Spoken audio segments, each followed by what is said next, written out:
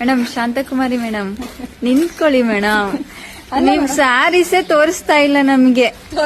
ತೋರ್ಸ್ಬೇಕು ಅಂತ ಅರ್ಜೆಂಟ್ ಆಗಿ ಶಾಪ್ ಆಗಿ ಹೋಗ್ತಾ ಇದೀನಿ. ಯಾಕೆ ಅಂದ್ರೆ ಎಲ್ರಿಗೂ ಗೊತ್ತೇ ಇದೆ, ನಮ್ ವೆಬ್ಸೈಟ್ ಓಪನ್ ಆಗಿದೆ.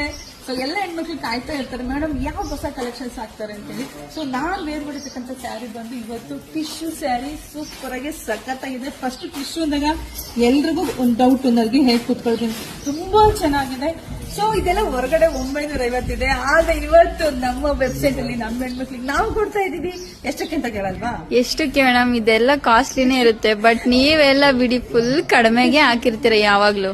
ಸೊ ಇವತ್ತು ವೆಬ್ಸೈಟ್ ಅಲ್ಲಿ ನಮ್ಮ ಹೆಣ್ಮಕ್ಳಿಗೆ ಸಿಗ್ತಾ ಇದೆ ಬರೀ 550ಕ್ಕೆ.